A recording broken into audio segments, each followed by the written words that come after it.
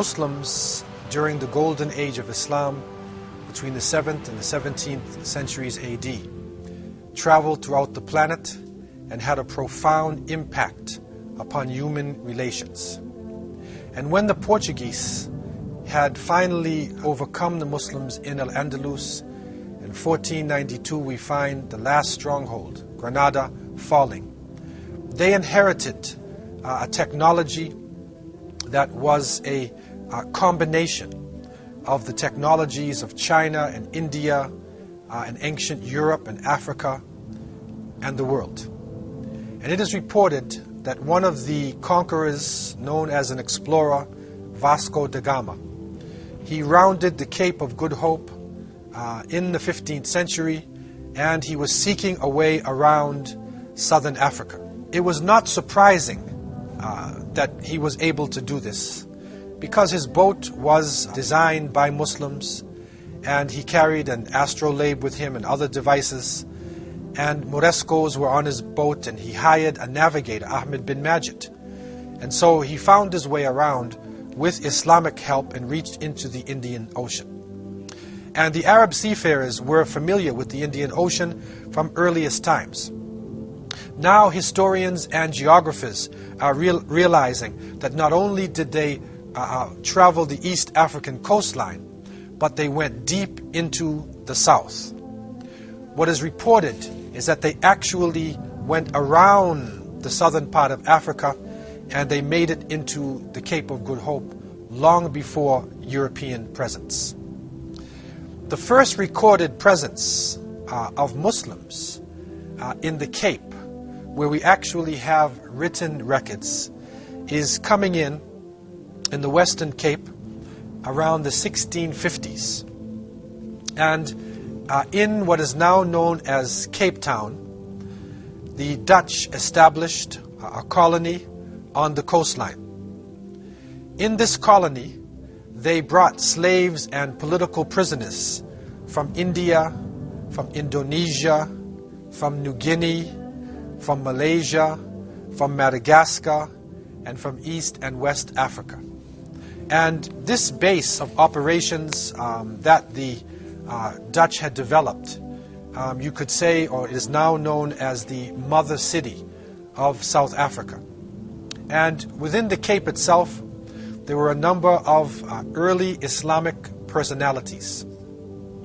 In these personalities, there was Tuan Matarin, who was a prisoner on Robben Island.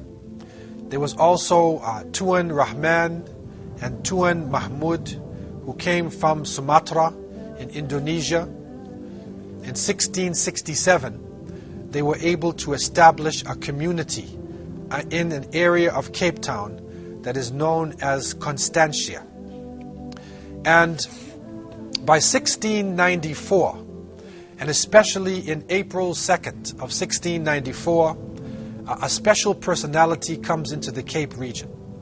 That is Sheikh Yusuf of Makassar. He arrived as a political prisoner, and he was known to be a very important person within Indonesia and all of the Malaysian lands. He came in with his family and 49 followers.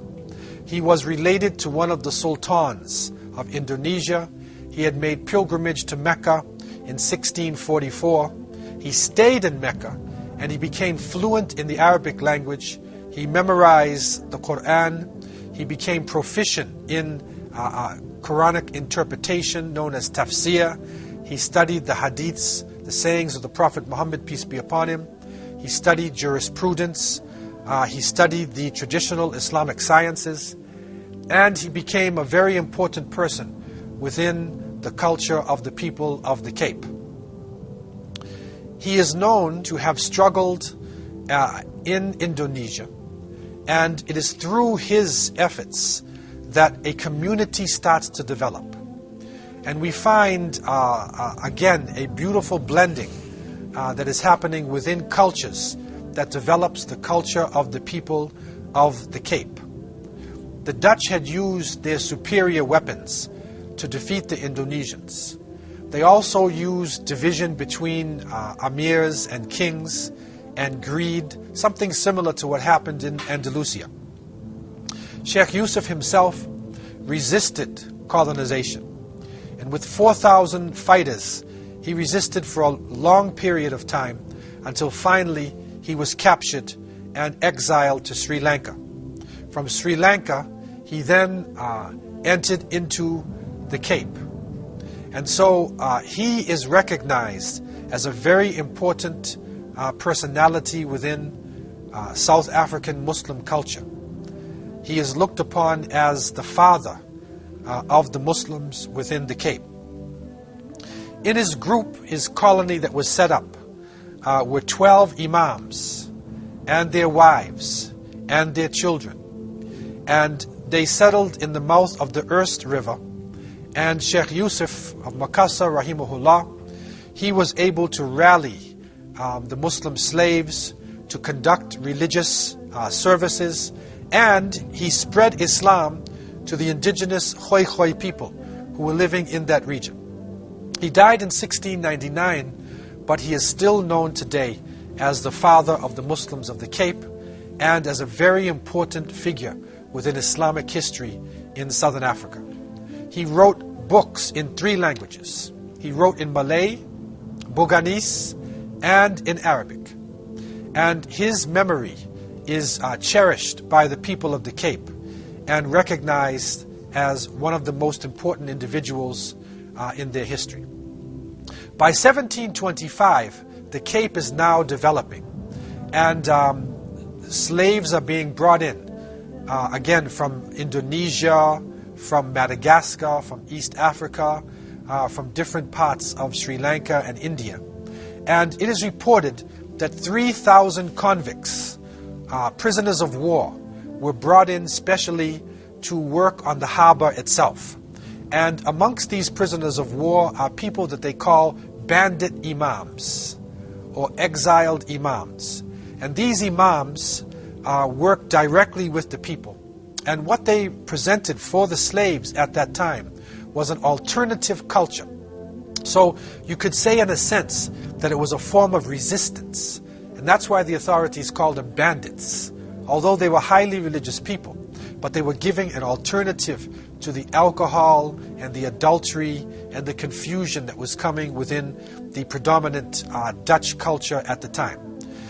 These imams conducted special gatherings in private homes, especially those that were owned by freed Muslims.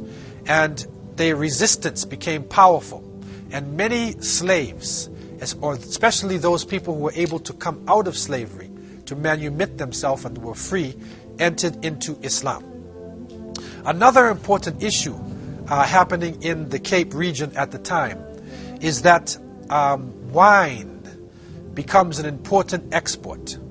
And the Muslim slaves now did not drink alcohol, but they were involved heavily in education, and they preferred not to drink, so they were more sober than the non-Muslim people who were there, who were working in the region.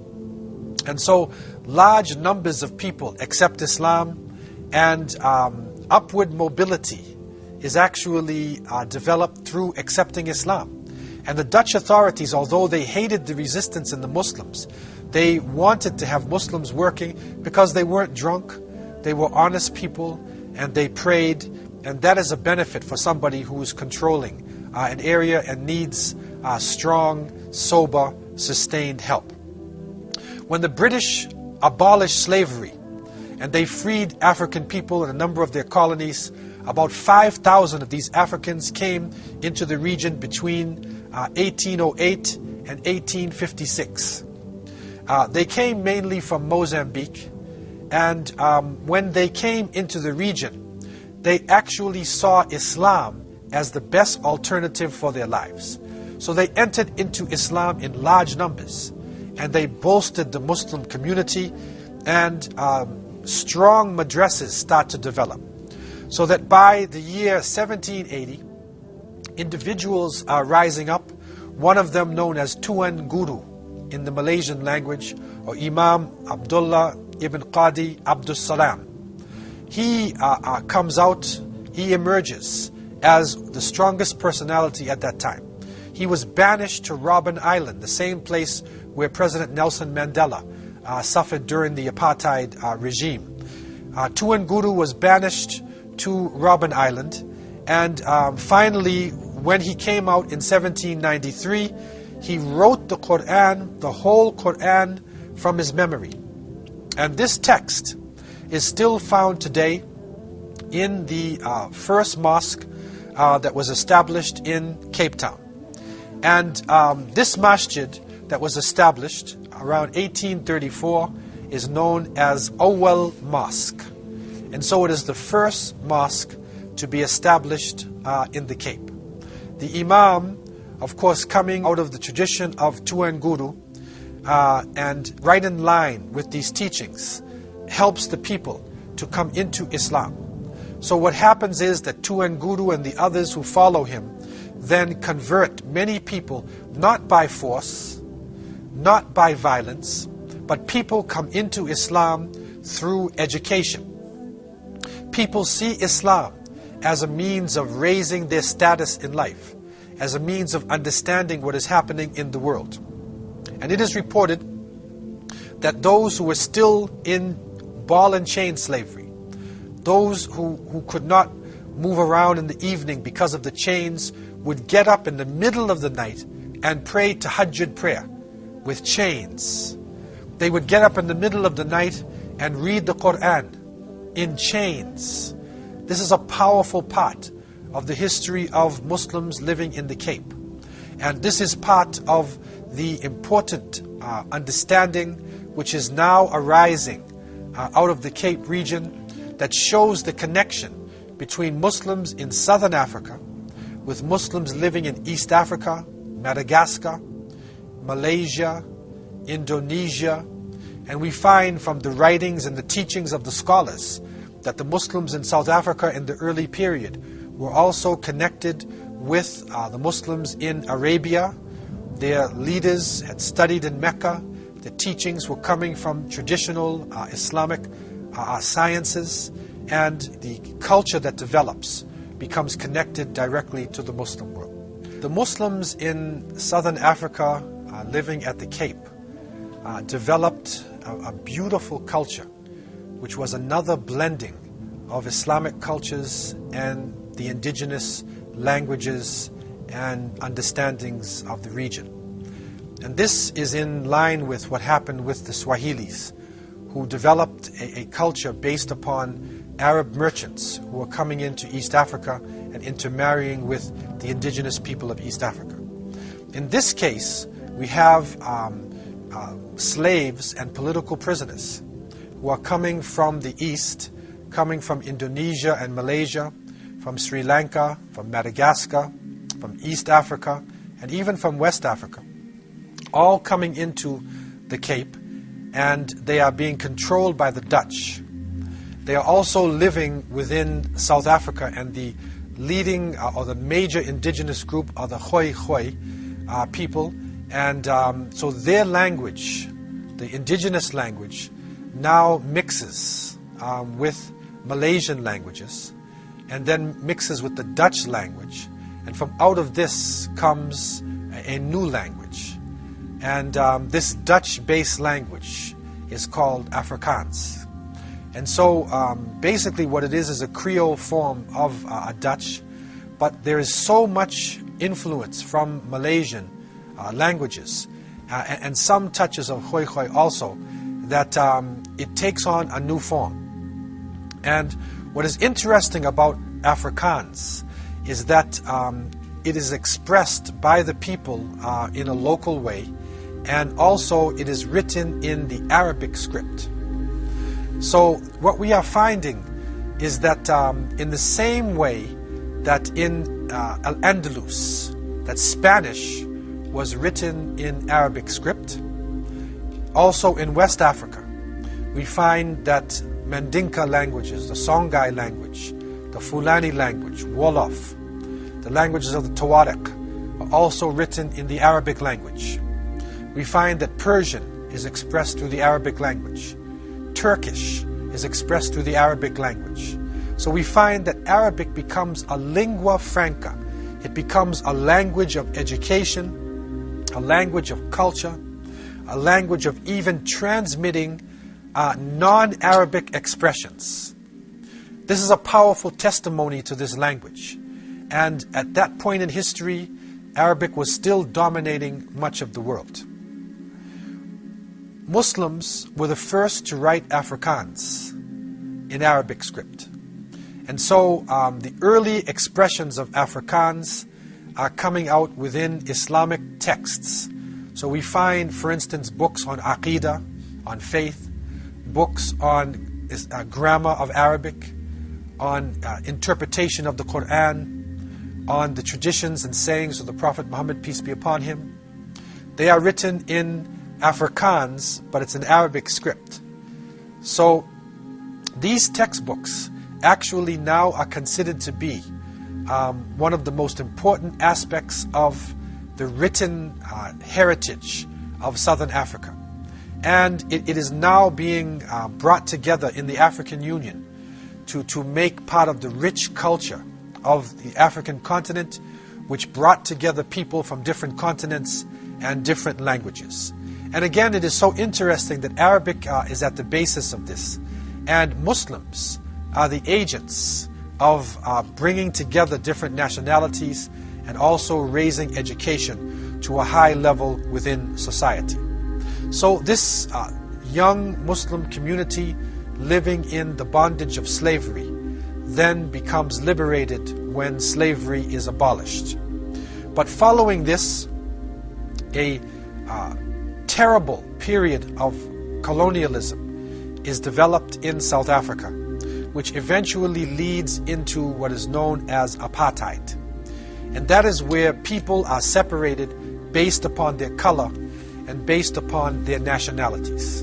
And so within the apartheid system, the white complexioned people live in a separate area. They live on the high grounds and they get the best area. The middle people, called the coloreds, the people who are mixed, are living in the middle regions, and they usually work as artisans and they work as domestics and some semi-skilled jobs. And the African people are living on the bottom and are working in the gold mines and the diamond mines and the most menial jobs within a society itself. Muslims find themselves in the middle. They find themselves not in the top dominating classes and not in the lowest, most oppressed class. But they were oppressed and put into a very strategic position. So many of the Muslims were involved in the struggle against apartheid. They used their education, they used their intelligence to try to bring the oppressed people from out of a state of oppression. From the time of Tuangudu, you go back to the 18th century, and even before that, to the time of Sheikh Yusuf Maqassa, back in the 17th century, Muslims were providing upward mobility through Islam. That people who did not know how to express themselves through written languages, could not read textbooks carrying science and literature, were introduced to writing through the Arabic language. Through the reading of the Quran, they were able to then go into the revelation. They were able to learn the sayings of the great ulama who came out of the Middle East and out of much of Africa. And so Muslims provided this upward mobility for the oppressed people through the religion of Islam and through the learning of Arabic and the memorization of the Quran and the great writings of the ulama who came from all parts of the Muslim world. The Cape Muslims were able to travel out of South Africa, and it is reported that from way back in the 18th century, some of them managed to actually reach Arabia, and they made pilgrimage to Arabia. So from the 18th century into the 19th century, they had a term they called the Muslims of the Cape Ahlul Kahf, which we would know as the people of the cave. And there's a chapter called Surat al-Kahf, the chapter of the cave in the Quran. Maybe the Meccans considered the Cape Muslims to be so far away, to be like in a cave or to be in a distant place, and they called them Ahlul Kahf. And they came into Mecca, and they made the pilgrimage and settled down in Arabia. Later on, during the colonial period, where Muslims were involved in being artisans and semi-skilled labor, they became excellent tailors. So they made excellent suits and excellent clothing, to the point where the ones who were able to go to the pilgrimage to Mecca and they started to sew clothing for the people of Mecca, they became the tailors of the Ashraf, the tailors of the sultans, and they lived in Mecca and they intermarried with the people in that region. So they make a vibrant community. And what develops from the apartheid is a negative and a positive. The negative is that Muslims are separated from other people and they are oppressed by a strong racial regime. But the positive is that Muslims are forced to come together to live in collectives. And this forms a type of mini Islamic state. So within the regions, especially in Cape Town, where you come into the Muslim sections, you find the adhan being called openly. All of the shops are selling halal food. The women are dressing according to Islam. Children are playing around, and they're mostly Muslims. And so it is a strange phenomena that happens. Muslims are forced together, but through coming together in a state of Islam, they are able to actually preserve their faith and to raise themselves to a higher level. So what develops out of this is that within the 20th century, Muslims then come to Cairo, they come to Medina and Mecca, and they start to learn to read the Quran. What develops out of this is a type of qira'ah. It is a level of the recitation of the Quran that becomes world class. And some of the great huffaz coming out of Egypt, some of the greatest of the Quran readers would go down to the Cape and read for the people in the Cape, and they would involve themselves in Quranic competitions, and this continues up until today to the level of the people of the Cape is one that is recognized by people throughout the planet. Also the struggle, because the history of the Cape is one of struggle. The struggle then is recognized not only within South Africa, but without South Africa. So Muslims from the Cape also are very much involved in the issues within the Muslim world. And they have a very powerful voice. And although their number is small, their voice is heard throughout the world. So this culture of the Cape is a beautiful blending. And the Cape Townians, who are known as Malays, the terminology is using Malay, but actually it is a beautiful blending of Asian, of African, of Indian, of Turkish, all types of blood, of European, all types of blood are mixed together within the Cape Townian community. And also different foods are found within their culture. So again, it is another beautiful blending of the cultures of the world, and that is one of the great blessings that Islam has for the world. The Prophet Muhammad, peace be upon him, was surrounded by people of all nationalities. The Prophet Muhammad, peace be upon him, did not submit to Arab nationalism, but taught that the best amongst the Muslims is the one who has faith. It is not based upon the color of your skin, nor is it based upon your class or your lineage.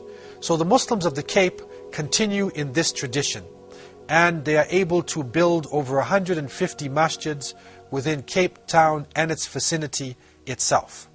They are also able to export their Quran readers around South Africa, around the southern hemisphere, and they are being benefited from in many parts of the Muslim world today.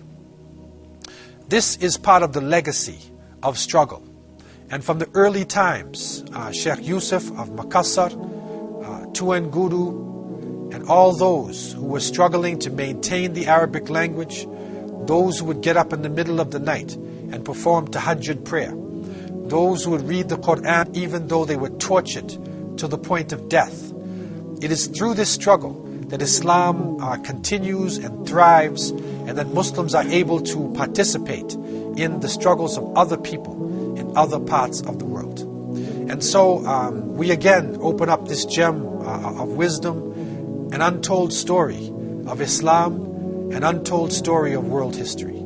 I leave you with this in peace. Assalamu alaikum wa rahmatullahi wa barakatuh.